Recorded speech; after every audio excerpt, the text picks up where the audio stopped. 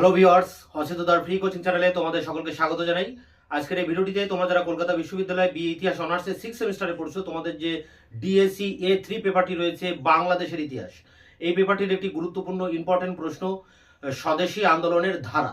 এই স্বদেশী আন্দোলনের ধারা তোমাদের জন্য 20 নম্বরের প্রশ্ন হিসেবে ইম্পর্টেন্ট রয়েছে। এছাড়া অনেকের কলেজে কিন্তু তোমাদের এই প্রশ্নটি প্রজেক্ট হিসেবেও দিয়েছে। তাই দুটি ক্ষেত্রেই এর যে উত্তর, সেই উত্তরটি নিয়ে আলোচনা করব এবং এই আলোচনার শেষে উত্তরটি আমি অন স্ক্রিনে তোমাদের সামনে তুলে ধরবো। সে প্রসঙ্গে যাওয়ার আগে এটা বলবো, তোমাদের এই সেমিস্টারের 4টি পেপারের একাধিক প্রশ্নের উত্তর আমি ইতিপূর্বে আমার চ্যানেলে আপলোড করেছি। সিলেবাস, সাজেশন এবং শর্ট কোশ্চেন সব কিছুই কিন্তু দেওয়া হয়ে গিয়েছে। তোমরা তার ভিডিওগুলো দেখে নিও। প্রতিটি ভিডিওর লিঙ্ক দেওয়া থাকবে ভিডিও ডেসক্রিপশন বক্সে। তা চলো শুরু করা যাক। আজকে ক্লাসের মূল আলোচনার বিষয় কি আমরা একবার বোর্ডে দেখে নিই। CUBA history honours 6 DSC A3। এখানে প্রশ্নটি হচ্ছে স্বদেশী আন্দোলনের ধারা, 20 নম্বরের প্রশ্ন। তা স্বদেশী আন্দোলন মানে নিজের দেশকে নিয়ে যে আন্দোলন, এক কথা তাকে স্বদেশী আন্দোলন বলে। এই স্বদেশী আন্দোলনের সূত্রপাত হয় বঙ্গভঙ্গকে কেন্দ্র করে। লর্ড কার্জন 1905 সালে বঙ্গকে ভঙ্গ করেন। তার কারণ কি আছে? এটাও একটা 5 নম্বরের প্রশ্ন, যে কেন লর্ড কার্জন বঙ্গভঙ্গ করেছিলেন। তার মূল কারণ ছিল এই যে লর্ড কার্জন এদেশে আসার পরে তিনি লক্ষ্য করেন যে এদেশে ইংরেজ বিরোধী যত আন্দোলন, সেই আন্দোলনের মূল ঘাঁটি কলকাতা বা বাংলার যে জাতীয়তাবাদ। তা তিনি বাঙালি জাতির এই জাতীয়তাবাদকে ধ্বংস করে দেওয়ার জন্য এবং হিন্দু মুসলমানের মধ্যে একটা বিভেদ তৈরি করার জন্য তিনি এই প্রশাসনিক একটা অজুহাত দেখিয়ে, যে এত বড় বাংলা প্রদেশ একজনের পক্ষে শাসন করা সম্ভব নয়, তখন বাংলা, বিহার, উড়িষ্যা একসাথে ছিল। তা এত বড় প্রদেশ একজন লেফটেন্যান্ট গভর্নরের দিয়ে শাসন করা সম্ভব নয়, তাই প্রশাসনিক সুবিধার জন্য তিনি বাংলাকে ভাগ করছেন। কিন্তু মূল উদ্দেশ্য ছিল বাংলাদেশের যে রাজনৈতিক আন্দোলন তাকে স্তব্ধ করে দেওয়া, বাংলাদেশের যে জাতীয়তাবাদ মাথাচাড়া দিয়ে উঠেছিল তাকে থামিয়ে দেওয়া এবং বাঙালি জাতির জাতীয়তাবাদের মূলে কুঠারাঘাত করা। তাই এরকম দুষ্ট বুদ্ধি নিয়ে তিনি এই বাংলাদেশকে ভাগ করার পরিকল্পনা করেন এবং 1905-এর 16ই অক্টোবর এই বঙ্গভঙ্গ হয়। যদিও বঙ্গভঙ্গ হওয়ার পরে সারা বাংলাদেশের মানুষ এর বিরুদ্ধে প্রতিবাদে মুখর হয়ে ওঠেন এবং আন্দোলন করে বঙ্গভঙ্গ বিরোধী আন্দোলন। এখন এই বঙ্গভঙ্গ বিরোধী আন্দোলনের যদি মানে সহজভাবে দেখা যায়, দেখবো যে 3টি এর মূল ধারা রয়েছে, মাত্র 3টি ধারা। একটি হচ্ছে স্বদেশী, আর একটি বয়কট, আর একটি হচ্ছে জাতীয় শিক্ষা আন্দোলন। তা একটি আরেকটির সাথে কানেক্টেড কিভাবে? স্বদেশী আন্দোলন হচ্ছে এই যে ইংরেজদের প্রতি বাঙালি মানুষেরা এতটাই বীতশ্রদ্ধ হয়ে পড়েছিল, এতটাই ক্ষিপ্ত, যে ইংরেজদের কোনো জিনিসপত্র তারা আর ব্যবহার করবে না। ইংরেজদের ইংল্যান্ড থেকে যেসব পণ্য সামগ্রী এদেশে এনে বিক্রি করতো, কাপড়, নুন, কাচের চুড়ি ইত্যাদি যত প্রোডাকশন আছে, এগুলো একটাও কেউ ব্যবহার করবে না, এগুলো বর্জন করবে। এবং এই বর্জন করার পাশাপাশি তাহলে নিজেরা কি ব্যবহার করবে? নিজেরা ব্যবহার করার জন্য তারা নিজেরাই তৈরি করবে। বাঙালি জাতিরা নিজেরাই বিভিন্ন কলকারখানা, শিল্প স্থাপন করবে, করে সেই জিনিসটা তৈরি করে সেগুলো ব্যবহার করবে। অর্থাৎ স্বদেশী মানে হচ্ছে নিজের দেশে জিনিসপত্র সে ব্যবহার করবে, আর বয়কট হচ্ছে বিদেশি দ্রব্যকে বয়কট করা। এখানে বয়কট আর স্বদেশী কিন্তু একে অপরের পরিপূরক। এটি তোমাদের 5 নম্বরের একটা প্রশ্ন, স্বদেশী ও বয়কট। এই স্বদেশী যুগে বাংলাদেশে একাধিক শিল্প প্রতিষ্ঠান গড়ে ওঠে, যেমন নীলরতন সরকার বা প্রফুল্লচন্দ্র রায়, এনারা তৈরি করেছিলেন বেঙ্গল কেমিক্যাল বা বঙ্গলক্ষ্মী কটন মিল, দেশলাই কারখানা, সাবান কারখানা, গেঞ্জি কারখানা, মোজার কারখানা, একাধিক জিনিসপত্রের কিন্তু কারখানা এই সময় তৈরি হয়। এগুলো হচ্ছে স্বদেশী শিল্প। স্বদেশী স্টিমার কোম্পানি গড়ে ওঠে, মানে স্বদেশী শিল্পের একটা জাগরণ ঘটে। আর পাশাপাশি বিদেশি দ্রব্যের বয়কটও কিন্তু এখানে পাশাপাশি চলতে থাকে। বাংলার মেয়েরা বিদেশি শাড়ি, বিদেশি কাচের চুড়ি বা রান্নাঘরের লবণ এগুলো কিন্তু বর্জন করে। তা স্বদেশী আর বয়কট এই দুটি কিন্তু এর প্রধান ধারা এই বঙ্গভঙ্গ বিরোধী আন্দোলনের। এখন আরেকটি ধারা যেটা রয়েছে সেটি হচ্ছে জাতীয় শিক্ষা আন্দোলন। এই যে বয়কটের ক্ষেত্রে কিন্তু যে স্কুল কলেজের ছাত্ররা তারা বিদেশি যে শিক্ষা প্রতিষ্ঠান, সেই শিক্ষা প্রতিষ্ঠান মানে স্কুল কলেজ এগুলো তারা বর্জন করে, আইনজীবীরা আদালত বর্জন করে। তাহলে এই ছাত্ররা তার পড়াশোনা কি ক্ষতি হবে? তাহলে তাদের পড়াশোনার জন্য কি করা হচ্ছে? জাতীয় শিক্ষা commission, national council of education তৈরি হচ্ছে এবং সেই এডুকেশনের আন্ডারে অনেক স্কুল কলেজ কিন্তু এই সময় তৈরি হচ্ছে, যেমন যাদবপুর ইউনিভার্সিটি এই সময় তৈরি হয় এবং বাংলাদেশে একাধিক জায়গায় অনেক স্কুল কলেজ কিন্তু এই সময় তৈরি হয়। তাহলে এই 3টি ধারা কিন্তু একে অপরের সাথে কানেক্টেড, স্বদেশী, বয়কট এবং জাতীয় শিক্ষা আন্দোলন। তো এই 3টি ছিল এর প্রধান ধারা। এখন দেখে নাও 3টি ধারা, স্বদেশী, বয়কট এবং জাতীয় শিক্ষা। কিন্তু ডক্টর রমেশচন্দ্র মজুমদার আর ডক্টর অমলেশ ত্রিপাঠী তারা বলছেন যে স্বদেশী আন্দোলনের মূলত দুটি ধারা ছিল। স্বদেশী আন্দোলন মানেই বঙ্গভঙ্গ বিরোধী আন্দোলন। তো এর দুটি ধারা ছিল, একটা নরমপন্থী ধারা আর একটি হচ্ছে চরমপন্থী ধারা। নরমপন্থী ধারাটা কি, যে যখন এই বঙ্গভঙ্গ ঘোষিত হলো তখন বাংলাদেশের নেতারা, বিশেষ করে এই সময় জাতীয় কংগ্রেসের নরমপন্থী যুগ চলছে, 1885 থেকে 1905 এই টাইমটা তো জাতীয় কংগ্রেসের নরমপন্থী যুগ বলা হয়। এখানকার নেতারা আবেদন নিবেদনের মাধ্যমে তারা আন্দোলন পরিচালনা করতেন, নানা রকম ডেপুটেশন দেওয়া, প্রেয়ার করা ইংরেজদের কাছে। তাই এই পদ্ধতি কিন্তু এখানে অনুসৃত হয়েছিল নরমপন্থী ধারাতে। আবেদন নিবেদনের মাধ্যমে ব্রিটিশ সরকারের কাছে এই বঙ্গভঙ্গের বিরুদ্ধে প্রতিবাদ জানানো হয়, বিভিন্ন প্রচার পুস্তিকা বিলি করা হয়, শোভাযাত্রা করা হয়, মিটিং মিছিল এগুলো করা হয়, এবং সর্বস্তরের মানুষ এই আন্দোলনে কিন্তু সামিল হয়। এটি ছিল নরমপন্থী ধারা। কিন্তু এই নরমপন্থী ধারা একটা সময় ব্যর্থ হয়, ইংরেজরা কোনোভাবেই কর্ণপাত করেনি। তখন চরমপন্থী ধারার উদ্ভব হয়। এবং চরমপন্থী ধারাটা কি, সেই চরমপন্থী ধারাতে গিয়ে যার প্রধান এ ছিল বয়কট, মানে বিদেশি দ্রব্যকে বয়কট করো, স্বদেশি শিল্পের পুনরুজ্জাগরণ করো। এই স্বদেশি এবং বয়কট এই যে দুটি বিষয়, এই দুটি বিষয় কিন্তু চরমপন্থী পর্বে গিয়ে আমরা লক্ষ্য করি, নরমপন্থী পর্বে নয়। তা চরমপন্থী পর্বে গিয়ে একটু বাংলার যারা নেতা ছিলেন বা জাতীয় কংগ্রেসের নেতৃত্বরা যারা ছিলেন, তারা এই বঙ্গভঙ্গ বিরোধী আন্দোলনে তারা চরম পন্থা অবলম্বন করেন এবং অনেক ক্ষেত্রে তারা পদক্ষেপ নেন, গুরুত্বপূর্ণ কিছু পদক্ষেপ নেন, মানে বিদেশি দ্রব্যকে বর্জন করা এবং পাশাপাশি স্বদেশি শিল্পের জাগরণ করা। তো এই ছিল নরমপন্থী এবং এই ছিল চরমপন্থী ধারা। এগুলো শর্টকাটে বললে এটাই দাঁড়ায়। এখন পরবর্তীকালে ডক্টর সুমিত সরকার, আধুনিক একজন ঐতিহাসিক, দিল্লি জওহরলাল নেহরু ইউনিভার্সিটির একজন অধ্যাপক, তিনি একটা গ্রন্থ লিখেছিলেন the Swadeshi movement in Bengal. বাংলাদেশের স্বদেশী আন্দোলনের উপরে তিনি একটা গ্রন্থ লেখেন এবং এই গ্রন্থে তিনি স্বদেশী আন্দোলনের 4টি ধারার কথা বলেছেন। সেই 4টি ধারাই কিন্তু মূলত আলোচনার বিষয়। দেখো 4টি ধারা কি আছে: নরমপন্থী ঐতিহ্য, আত্মশক্তি ও গঠনমূলক স্বদেশী, 3 রাজনৈতিক চরমপন্থা এবং 4 সন্ত্রাসবাদ।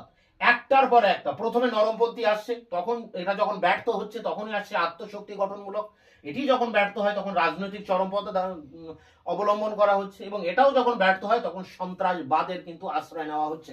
এখানে নরমপন্থী পর্বে কি হচ্ছে না, বিভিন্ন আবেদন নিবেদন করা হচ্ছে ব্রিটিশ সরকারের কাছে এবং বিভিন্ন প্রচার পুস্তিকা, শোভাযাত্রা এগুলো করা হচ্ছে। এবং এই নরমপন্থী ধারার কিন্তু আবার বিরোধিতা করছেন কংগ্রেসের বাল গঙ্গাধর তিলক, অরবিন্দ ঘোষ, বিপিন চন্দ্র পাল। তারা বলছে এটা রাজনৈতিক ভিক্ষাবৃত্তি, এর দ্বারা কোনো কাজ হবে না। তাই নরমপন্থী ঐতিহ্য প্রথম পর্যায়ে চললেও আবেদন নিবেদন, শোভাযাত্রা, মিছিল মিটিং এর মধ্যে দিয়েও বঙ্গভঙ্গের প্রতিবাদ করা সত্ত্বেও যখন কোনো কাজ হলো না, তখনই চলে এলো কিন্তু আত্মশক্তি ও গঠনমূলক স্বদেশী। এই আত্মশক্তি গঠনমূলক স্বদেশীর কথা বলেছিলেন রবীন্দ্রনাথ ঠাকুর। তিনি বলেছিলেন যে বাঙালি জাতিকে যদি আন্দোলন করতে হয় তাহলে আগে তাদের নিজেদেরকে তৈরি করতে হবে, নিজেদের শক্তিকে বৃদ্ধি করতে হবে, আত্মশক্তি বৃদ্ধি করতে হবে, নিজের শক্তির বৃদ্ধি করতে হবে। সেক্ষেত্রে কি করতে হবে? গ্রাম উন্নয়ন করতে হবে, কারণ বাংলার বেশিরভাগ অঞ্চলটাই গ্রাম এবং গ্রামে মানুষ বাস করে, তাই গ্রাম উন্নয়ন ঘটাতে হবে। এক্ষেত্রে তিনি স্বদেশী ভাণ্ডার স্থাপন করেন, সরলা দেবী লক্ষ্মীর ভাণ্ডার স্থাপন করেন, এবং এই সময়ে গঠনমূলক স্বদেশী চলে, অর্থাৎ দেশের ভিতরে অনেক কিন্তু যে শিল্প কলকারখানা, এগুলো কিন্তু তৈরি হয়। নীলরতন সরকার তৈরি করেন, বঙ্গলক্ষ্মী কটন মিল প্রফুল্লচন্দ্র রায় তৈরি করেন, Bengal chemical, tata company, Jamsetji tata TISCO তৈরি করছেন এই আদর্শের দ্বারা পরবর্তীতে অনুপ্রাণিত হয়ে। এবং এই সময়ে একটা স্বদেশী আন্দোলন, নিজেদেরকে ডেভেলপ করার একটা তাগিদ এই সময় তৈরি হচ্ছে এবং অনেক শিল্প কলকারখানা, স্বদেশী যে সাইকেল কোম্পানি, স্বদেশী স্টিমার কোম্পানি, সব কিছু, দেশলাই সাবান তৈরির ফ্যাক্টরি, শাড়ির কারখানা বা মিল, এগুলো সব কিন্তু এই পর্বে তৈরি হচ্ছে এবং গ্রাম উন্নয়ন করা হচ্ছে রবীন্দ্রনাথের উদ্যোগে। এবং একতার জন্য এখানে রাখি বন্ধন উৎসব, অরন্ধন দিবস, এরকম নানা রকম কিন্তু গঠনমূলক কর্মসূচি এই পর্বে নেওয়া হচ্ছে। যখন এই পর্বটিও ব্যর্থ হচ্ছে, একটা সময় এই পর্বেও কোনো কাজ হচ্ছে না, কারণ ব্রিটিশরা কোনোভাবে কর্ণপাত করছে না বিষয়টা, তখন চলে আসছে রাজনৈতিক চরমপন্থা। এই রাজনৈতিক চরমপন্থা দেখা দিচ্ছে বয়কটের মাধ্যমে, বিদেশি দ্রব্যকে বয়কট করো, এবং এই পিকেটিং বা বয়কটের মাধ্যমেই একটা নিষ্ক্রিয় প্রতিরোধ গড়ে তোলা হচ্ছে ব্রিটিশ সরকারের বিরুদ্ধে। এবং এই সময়ে এই রাজনৈতিক চরমপন্থার পর্বে জাতীয় শিক্ষা আন্দোলন গড়ে উঠছে। অর্থাৎ জাতীয় শিক্ষা আন্দোলন বলতে ন্যাশনাল কাউন্সিল অফ এডুকেশন তৈরি হচ্ছে, যাদবপুর ইউনিভার্সিটি তৈরি হচ্ছে, দেশের বিভিন্ন জায়গায় স্কুল কলেজ তৈরি হচ্ছে। হ্যাঁ, এবং এই ছাত্ররা স্কুল কলেজ ছেড়ে দিয়ে তারা এইসব আন্দোলনে সামিল হওয়াতে কার্লাইল সার্কুলার জারি হচ্ছে ব্রিটিশ সরকারের তরফ থেকে, যার বিরুদ্ধে অ্যান্টি সার্কুলার শচীন্দ্রনাথের সেনের উদ্যোগে কিন্তু আবার অ্যান্টি সার্কুলার সোসাইটি ঘোষিত হচ্ছে। তাই এই সময়ে মূলত এই রাজনৈতিক চরমপন্থাটি হচ্ছে বয়কটের মাধ্যমে, এবং এই সময় জাতীয় শিক্ষা আন্দোলন মাথাচাড়া দিচ্ছে। রাজনৈতিক চরমপন্থা একটা সময় গিয়ে কার্যকরী হচ্ছে না, কারণ এই রাজনৈতিক চরমপন্থার মধ্য দিয়েও ব্রিটিশ সরকারের টনক নড়ছে না। তখন চলে আসছে এই সন্ত্রাসবাদ। সন্ত্রাসবাদ অর্থাৎ জাতীয় কংগ্রেসের চরমপন্থী নেতারা তখন এই স্বদেশী আন্দোলনের ভিতর দিয়ে স্বরাজ লাভ অর্থাৎ স্বাধীনতা লাভকে তারা প্রধান টার্গেট করছে, করে তারা এই সন্ত্রাসবাদের পথে পা বাড়াচ্ছে। কিভাবে সন্ত্রাসবাদ আসছে না, বিভিন্ন গুপ্ত সমিতি বিপ্লবীরা এই সময় তৈরি করছেন বাংলাদেশে। অনুশীলন সমিতি, বেঙ্গল ভলেন্টিয়ার্স এরকম তৈরি হচ্ছে। মানবেন্দ্রনাথ রায় যিনি বামপন্থী নেতা, বা ভূপেন্দ্রনাথ দত্ত, এনারা কিন্তু বিপ্লববাদের পথের দিকে হাঁটছেন, এবং বিভিন্ন জায়গায় বোমা তৈরি করার কারখানা তৈরি হচ্ছে, অস্ত্র নিয়ে আসা হচ্ছে বিদেশ থেকে, বিভিন্ন গুপ্ত হত্যা হচ্ছে, যেমন কিংসফোর্ডকে মারার জন্য প্রফুল্ল চাকি ক্ষুদিরামকে পাঠানো হচ্ছে। হ্যাঁ, যদিও তারা কেনেডি বলে একটা পরিবারকে হত্যা করেছিলেন কিংসফোর্ডকে ভুল ভেবে। তা এরকম এই পর্বে অনেক সন্ত্রাসবাদী কার্যকলাপ বাংলাদেশে ঘটছে, সবই কিন্তু এই বঙ্গভঙ্গকে ইস্যু করেই হচ্ছে। বাংলাদেশের মেদিনীপুর জেলায় পরপর 3 জেলা শাসককে এই সময় কিন্তু হত্যা করা হচ্ছে গুলি করে। যেমন তার মধ্যে একজন রয়েছে ডগলাস, যাকে যে মাঠে মারা হয় তাকে ডগলাস গ্রাউন্ড বলা হয়, মেদিনীপুরে আছে। তো এরকম বিভিন্ন মানে জেলা শাসককে এই সময় গুলি করে মারা হচ্ছে, এবং বাংলাদেশের বিভিন্ন জায়গায় ইংরেজদের উপরে আক্রমণ হচ্ছে, প্রশাসনিক কর্তাদের উপর আক্রমণ হচ্ছে, জেলা শাসকদের উপর আক্রমণ হচ্ছে এই সন্ত্রাসবাদী পর্বে। তাহলে দেখো, যে স্বদেশী আন্দোলন শুরু হয়েছিল নরমপন্থী ভাবে, সেই স্বদেশী আন্দোলন শেষ হচ্ছে একটা সন্ত্রাসবাদের ভিতর দিয়ে। অবশ্যই এই সন্ত্রাসবাদও একটা সময় ব্যর্থ হচ্ছে, তাই একে বলা যায় যে বীরত্বপূর্ণ বিফলতা। বীরত্ব দেখানো হয়েছে, কিন্তু এটা বিফল হচ্ছে। তাহলে স্বদেশী আন্দোলনে যদি ধারার কথা বলা হয়, তাহলে সুমিত সরকারের তার গ্রন্থ অনুযায়ী, তার স্বদেশী মুভমেন্ট অফ বেঙ্গল গ্রন্থ অনুযায়ী 4টি ধারা আমরা দেখব: নরমপন্থী, আত্মশক্তি, রাজনৈতিক চরমপন্থা এবং সন্ত্রাসবাদ। এই 4টি ধারার উপরেই মূলত আলোচনা করতে হবে। তার আগে রমেশচন্দ্র মজুমদার, অমলেশ ত্রিপাঠী 2টি ধারার কথা বলেছেন, নরমপন্থী, চরমপন্থী। আর তাছাড়া খালি সাধারণভাবে আমরা দেখতে পাই 3টি ধারা: স্বদেশী, বয়কট এবং জাতীয় শিক্ষা আন্দোলন। তো এই ধারাগুলো নিয়ে সুন্দর করে ডিটেলসে আলোচনা করে এই প্রশ্নের উত্তর তোমাদেরকে কিন্তু লিখতে হবে। তাই এর যে উত্তরটি আছে প্রপারলি 20 নম্বরের 1000 ওয়ার্ডের, সেই উত্তর নিয়ে আমি এবার অন স্ক্রিনে আলোচনা করব। ট্রেন্ডস ইন স্বদেশী মুভমেন্ট অর্থাৎ স্বদেশী আন্দোলনের ধারা কি আছে তার উপরে 20 নম্বরের প্রশ্ন। উত্তরটি এভাবে লিখবে: রমেশচন্দ্র মজুমদার, অমলেশ ত্রিপাঠী প্রমুখ কয়েকজন ঐতিহাসিক মনে করেন যে বাংলার স্বদেশী আন্দোলন 1905 থেকে 8 ছিল বঙ্গভঙ্গের বিরুদ্ধে একটি সহজ আন্দোলন, এবং কালক্রমে এই আন্দোলন নরমপন্থী ও চরমপন্থী ধারায় বিভক্ত হয়ে গিয়েছিল। দ্বিতীয় ধারাটি শেষ পর্যন্ত সন্ত্রাসবাদী ধারায় রূপান্তরিত হয়েছিল। কিন্তু সুমিত সরকার স্বদেশী আন্দোলনের মধ্যে একটি চতুর্মুখী বিন্যাস লক্ষ্য করেছেন, এবং এই 4টি ধারাকে তিনি বলেছেন যথাক্রমে নরমপন্থী ঐতিহ্য, আত্মশক্তি বা গঠনমূলক স্বদেশী, রাজনৈতিক চরমপন্থা এবং সন্ত্রাসবাদ। এই ছিল ইন্ট্রোডাকশন।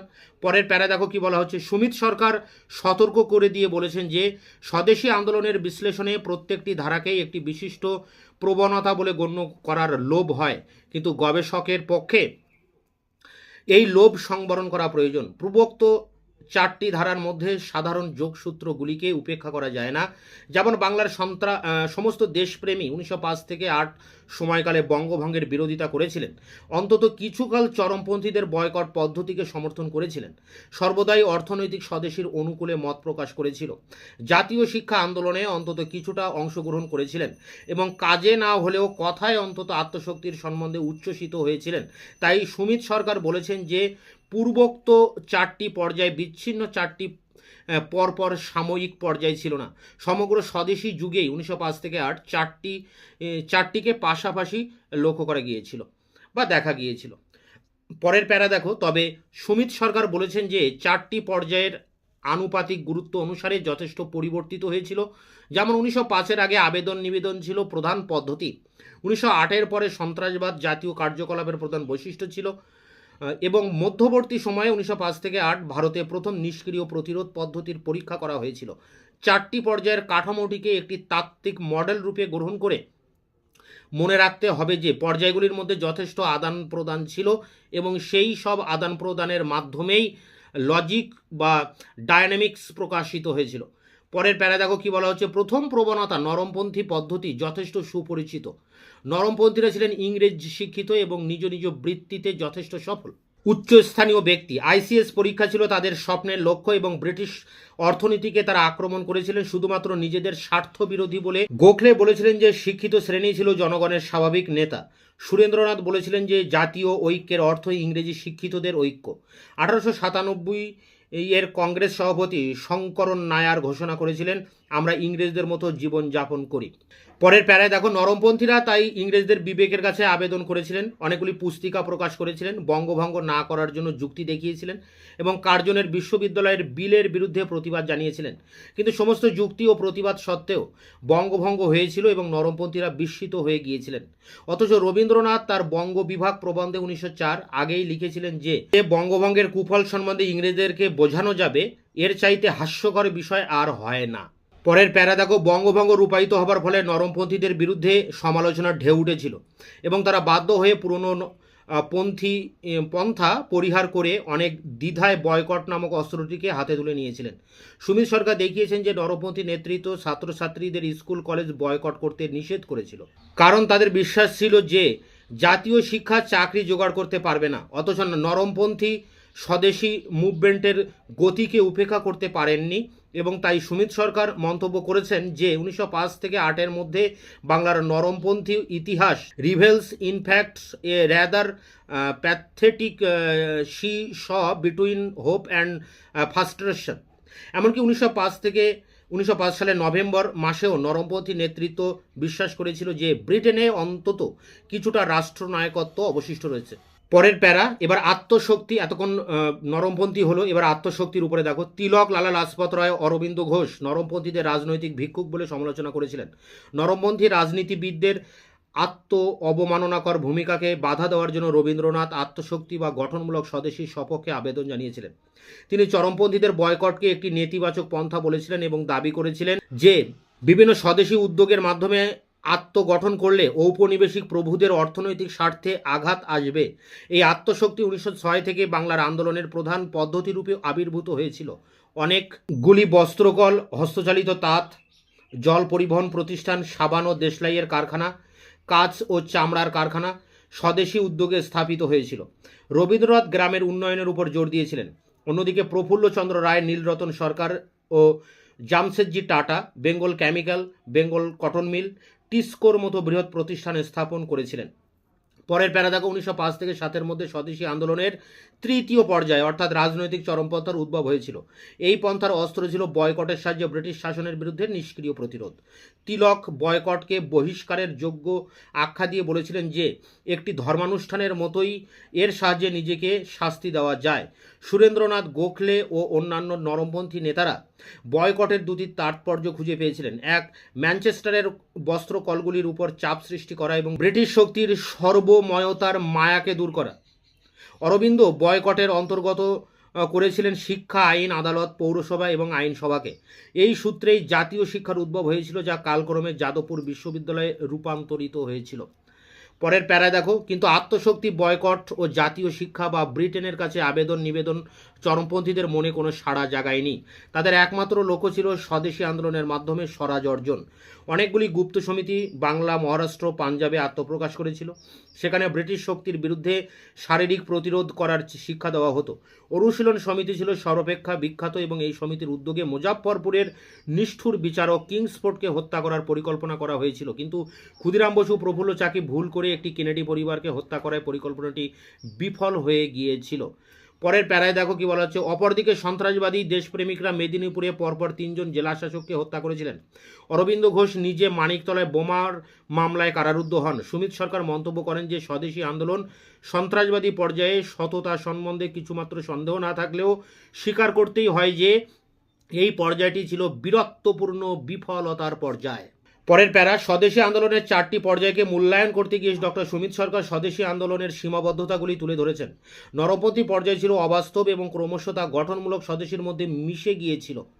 আত্মশক্তির পর্যায়েও অনেকটা অবাস্তব ছিল, কারণ ঔপনিবেশিক শাসনে কোনোভাবেই আর্থসামাজিক জাগরণ সম্ভবপর ছিল না। গুরুদাস বন্দ্যোপাধ্যায় ও সরলা দেবীর মতো গঠনমূলক কর্মীরা ভারতবর্ষ ও আধুনিকতাকে অভিন্ন মনে করেছিলেন। প্রমথ রায় চৌধুরী বিদেশি জিনিস ও ভাবধারাকে বর্জন করতে বলে আত্মশক্তির প্রয়োগকে অবাস্তব সীমায় নিয়ে গিয়েছিল। পরের প্যারা, রাজনৈতিক সন্ত্রাসবাদ স্বাধীনতার একটি নতুন পথের অনুসন্ধান করেছিল এবং এই পর্যায়টি অনেকের ব্যক্তিগত বীরত্বে আলোকিত, কিন্তু বৈপ্লবিক সন্ত্রাসবাদের তীব্র ধারাকে বজায় রাখা কঠিন ছিল এবং তাই অনেক সন্ত্রাসবাদী বিপ্লবী জাতীয় আন্দোলনের মূল স্রোতে ফিরে এসেছিলেন। কেউ কেউ পূর্ণ স্বরাজের লক্ষ্য অবলম্বন করে গান্ধীজির পথ অনুসরণ করেছিলেন, আবার মানবেন্দ্রনাথ রায় ও ভূপেন্দ্রনাথ দত্তের মতো সন্ত্রাসবাদী সাম্যবাদী ভাবধারার দিকে ঝুঁকে পড়ে ভারতের বামপন্থী রাজনীতিকে শক্তিশালী করেছিলেন। পরের প্যারা দেখো, স্বদেশী আন্দোলনের 4টি পর্যায়ের বিশ্লেষণের মধ্যে এই আন্দোলনের বিভিন্ন দুর্বলতাগুলি ফুটে উঠেছে। কোনো পর্যায়েই মুসলমান বা কৃষক সম্প্রদায়কে যুক্ত হতে দেখা যায়নি এবং এটি ছিল স্বদেশী আন্দোলনের প্রধান দুর্বলতা। তাছাড়া স্বদেশী আন্দোলনে কিভাবে অনেক সুযোগ সন্ধানী অতি বিপ্লবীর আবির্ভাব হয়েছিল তা রবীন্দ্রনাথ তার ঘরে বাইরে উপন্যাসে সন্দীপের চরিত্রের মধ্য দিয়ে প্রকাশ করেছেন। গোরা উপন্যাসে যেমন স্বদেশী আন্দোলনের অতিরঞ্জিত দেশপ্রেমের স্বরূপ প্রকাশিত হয়ে পড়েছিল, তেমনি ঘরে বাইরেও স্বদেশী আন্দোলনের আতিশয্য ও ভণ্ডামি চিহ্নিত হয়েছিল। তবুও এই আন্দোলন ভারতের সংস্কৃতি ও মানুষলোকে একটি অক্ষয় চিহ্ন রয়ে গেছে। তোমরা যারা কলেজে প্রজেক্ট লিখবে এই প্রশ্নটির উপরে, তখন তোমরা একটা গ্রন্থপঞ্জি লিখবে অ্যান্সার লেখার শেষে। এখানে 3টি গ্রন্থের নাম লিখবে। প্রথম গ্রন্থ যেটা লিখবে সেটা ইংরেজি, the Swadeshi movement in Bengal 1903 থেকে 1908, Sumit Sarkar, People's Publishing House. 2 নম্বরে যেটা লিখবে আধুনিক ভারত, ঔপনিবেশিকতাবাদ ও জাতীয়তাবাদ, Bipan Chandra, K P. Bagchi and co, Kolkata. 3 নম্বরে যেটি লিখবে দেখো আধুনিক ভারতের প্রথম খণ্ড 1858 থেকে 1920, প্রণব কুমার চট্টোপাধ্যায়, এবং নিচে লিখবে পশ্চিমবঙ্গ রাজ্য পুস্তক পর্ষদ 1998। তো এই ছিল তোমাদের স্বদেশী আন্দোলনের ধারার উপরে 20 নম্বরের প্রশ্নের উত্তর। এটিকে তোমরা পরীক্ষায় প্রস্তুতি নিতে পারো এই প্রশ্নটির উত্তর কালেক্ট করে, কারণ এটি কিন্তু ভেরি ইম্পর্টেন্ট একটি প্রশ্ন সাজেশনে, এটি আসবে বলা যায়। এছাড়া তোমাদের কলেজের অনেকের প্রজেক্ট দিয়েছে 1000 ওয়ার্ডের লিখতে হবে, সেক্ষেত্রেও এই নোটসটি একেবারে পারফেক্ট। আবার দেখা হচ্ছে তোমাদের অন্য কোনো সাজেশনের প্রশ্ন নিয়ে অন্য কোনো ভিডিওতে। ততক্ষণে তোমরা চ্যানেলকে সাবস্ক্রাইব করবে, বন্ধুদের কাছে শেয়ার করবে, নিজেদের মতামত থাকলে কমেন্ট সেকশনে কমেন্ট করে জানাবে এবং ভিডিওটি ভালো লাগলে অবশ্যই একটা লাইক করবে।